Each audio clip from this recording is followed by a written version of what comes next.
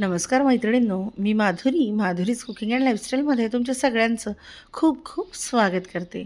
तर मैत्रिणींनो, सध्या हिवाळ्यामध्ये मार्केटला जर तुम्ही गेलात तर तुम्हाला अगदी भरपूर अशा हिरव्या पालेभाज्या दिसतात. आणि मला परवा असंच झालं, मी भरपूर पालेभाज्या घेऊन आले आणि पालक आणला. आता तोच सारखा एकाच पद्धतीचा पालक खाऊन मुलांना कंटाळा आला, म्हणून मी जरा ट्विस्ट करून ताकातला पालक बनवला आणि तो आमच्या घरात अगदी सुपरहिट झाला. तर मैत्रिणींनो, आज आपण मस्त खमंग असा ताकातला पालक कसा बनवायचा त्याची रेसिपी बघणार आहोत. अगदी झटपट होते, लहानांपासून मोठ्यांपर्यंत सगळ्यांना आवडते. तीच तीच चव आपल्याला लागत नाही, चवीमध्ये देखील चेंज नक्कीच जाणवतो आणि खायला म्हणाल तर अगदी अप्रतिम असा हा ताकातला पालक लागतो. खूप सोप्या पद्धतीने आपण हा पालक बनवलेला आहे. चला रेसिपीला सुरुवात करूया. सर्वात आधी पालक स्वच्छ धुवून बारीक चिरून घेतलेला आहे. त्यानंतर त्याला कुकरमध्ये घालायचं आणि भिजवलेले शेंगादाणे घालून घ्यायचे आहेत आणि थोडीशी हरभऱ्याची डाळ देखील घालून घ्यायची आहे. कुकरमध्ये जर शिट्टी घेणार असाल तर भिजवून नाही घातलं तरी देखील चालेल. शेंगदाणे आणि डाळ स्वच्छ धुवायची आणि कुकरमध्ये घालायची. आवश्यकतेनुसार पाणी घालायचं आणि याच्या मस्तपैकी 2 ते 3 शिट्ट्या करून हा पालक आपल्याला छान असा शिजवून घ्यायचा आहे. किंचित तेल घालायचं, यामुळे पालक लवकर शिजायला मदत होते. आता साधारणपणे आपण याच्या 2 ते 3 शिट्ट्या करून घेणार आहोत. सर्वात आधी आता याला गॅसवर ठेवूया आणि मग पुढची प्रोसेस करूया.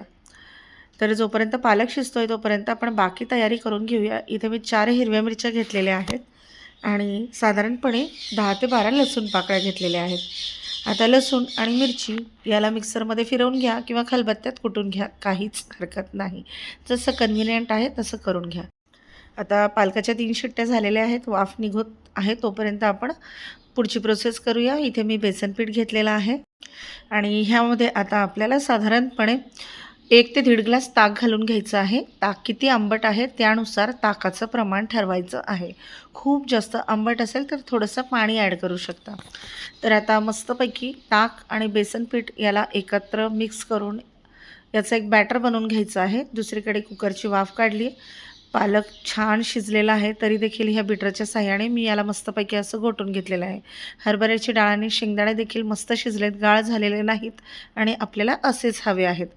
आता तेल छान तापू द्यायचं. एक कढई घ्यायची. शक्यतोवर स्टीलच्या कढईचा वापर करा, कारण ताक असेल तर ॲल्युमिनियमचं कुठलंही भांडं वापरू नये. जिरं घातलं, मोहरी घातली, मस्तपैकी फोडणी तडतडायला सुरुवात झाली की लसूण आणि मिरचीचा ठेचा घालून घेतलेला आहे. लसूण मिरचीचा ठेचा मस्तपैकी छान असा तळून घ्यायचा. जोपर्यंत लसणाचा कच्चेपणा जात नाही तोपर्यंत लसूण मिरचीचा ठेचा मस्त परतून घ्यायचा आहे. सगळ्या घरभर लसूण मिरचीचा अगदी घमघमाट सुटला पाहिजे. आता यामध्ये किंचित हिंग घालायचं आहे, थोडीशी हळद घालायची आणि मंद आचेवर हा ठेचा आपल्याला परतून घ्यायचा आहे. तर मैत्रिणींनो, तुम्ही कधी ताकातला पालक केला आहे का? कमेंट करून नक्की सांगा. किंवा तुम्ही पालक कसा करता, कुठल्या पद्धतीने करता हे देखील तुम्ही मला कमेंट करून सांगू शकता. आता यामध्ये थोडीशी हळद घालायची. सगळं परत व्यवस्थित मिक्स करून घ्यायचं आहे आणि थोडासा हिंग घालायचा, कारण यामध्ये आपण बेसन पिठाचा वापर करतो आहे आणि हिरवी मिरची देखील आहे, त्यामुळे पचायला बेसन जरा जड असतं. आता छान मस्तपैकी खमंग असा वास सुटलेला आहे आणि लसूण मिरची देखील अतिशय मस्त तळल्या गेलेला आहे. आता काय करायचं मैत्रिणींनो, आपण जी भाजी शिजवून घेतलेली आहे ना, ती यामध्ये घालून घ्यायची आहे. तर गरम असल्यामुळे ही प्रोसेस थोडीशी सावकाश करायची आहे आणि हे पाणी अजिबात फेकून द्यायचं नाही आहे, कारण आपल्या पालकामधले जेवढे विटॅमिन्स असतात ते सगळे ह्या पाण्यामध्ये असतात. त्यामुळे ही चूक अजिबात करायची नाही. पाणी शिजताना यासाठीच लिमिटेड ॲड करायचं आहे. आता यामध्ये भाजी घालून घेतलेली आहे.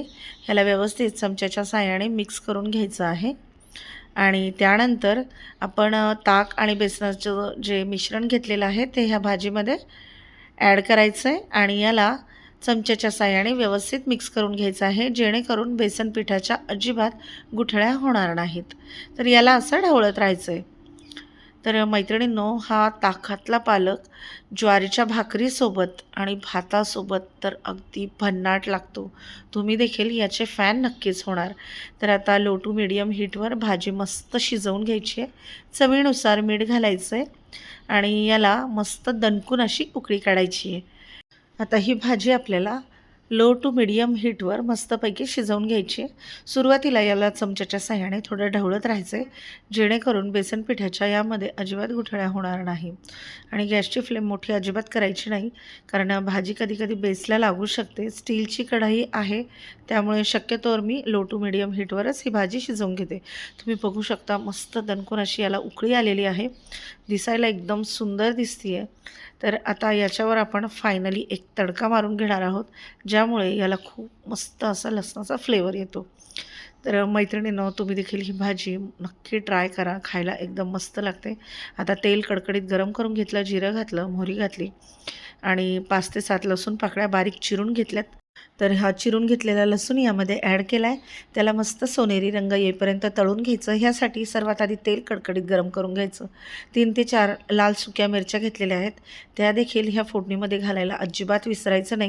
ह्यामुळे खूप छान असा हा तडका बसतो आणि भाजीला मस्त असा फ्लेवर येतो. आता मिरच्या देखील मस्त तळून झालेल्या आहेत. हा मस्त खमंग असा तडका किंवा फोडणी ह्या भाजीवर आपल्याला टाकून घ्यायची आहे. तर आपली मस्त भन्नाट चवीची ताकातल्या पालकाची भाजी तयार आहे किंवा ताकातला पालक बनून तयार आहे.